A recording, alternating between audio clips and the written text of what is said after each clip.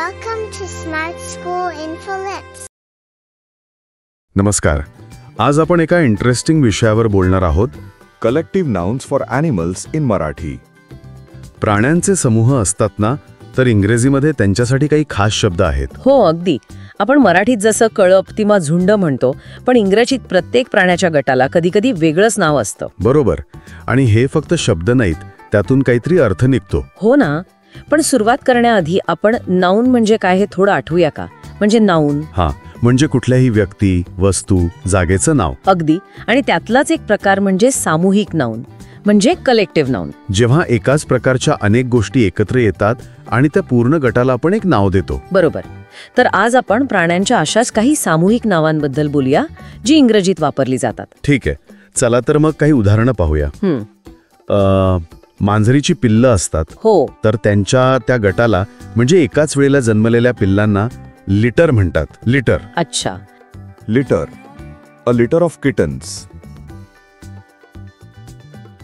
आणि सिंहांचा जो समूह असतो, सिंहांसाठी काय म्हणतात त्याला? प्राईड. प्राईड. हो, प्राईड. या शब्दातच कसा एक रुबाब आहे, सिंहांना एकदम सूट होतो. खरे. Pride, a pride of Lions.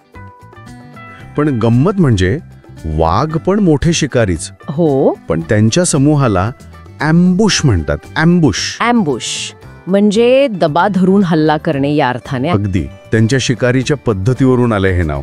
किती वेगळे पहा, सिंह आणि वाघ. खरंच की नाही. भाषेमधून प्राण्यांकडे बघण्याचा दृष्टिकोन पण दिसतो. हो ना. ॲम्बुश, अन ॲम्बुश of tigers.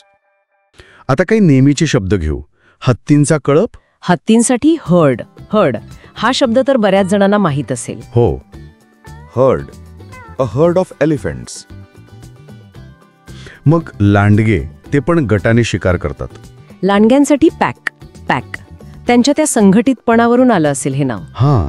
Pack of wolves. आणि कोल्ह्यांच्या बाबतीत तर अजून इंटरेस्टिंग आहे. हो का? काय? त्यांच्यासाठी 2 शब्द वापरले जातात म्हणे. एक आहे स्कल्क. स्कल्क. स्कल्क म्हणजे लपणे किंवा दबा धरणे. हो. त्यांच्या त्या धूर्त स्वभावाला साजेस आहे हे नाव. अच्छा. आणि दुसरा आहे लीश.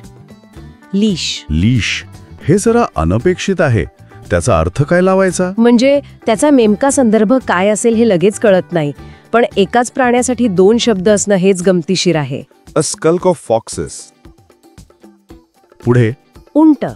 वाळवंटातून जातात ते. उंटांचा तांडा, त्याला कॅरवन म्हणतात. कॅरवान.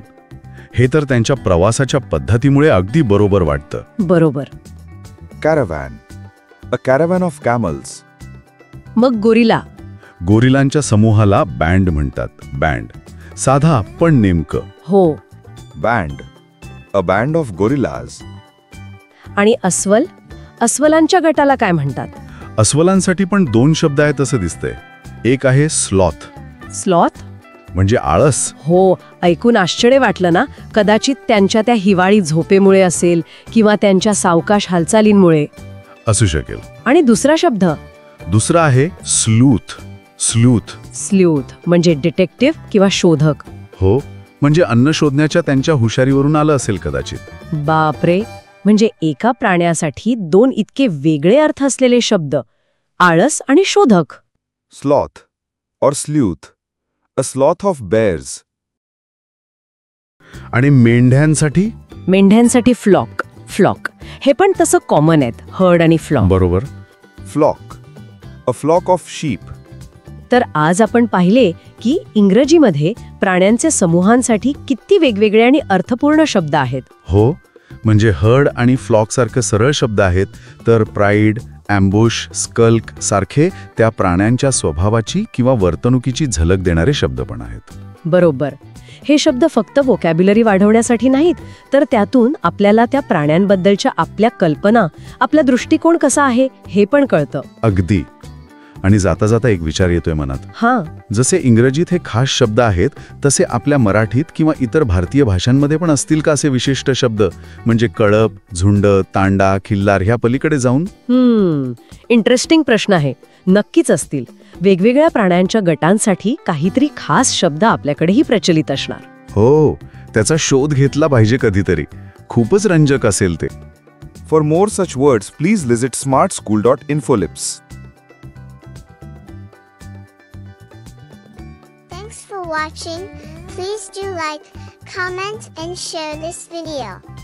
And if you are new to our channel, please subscribe and press the bell icon.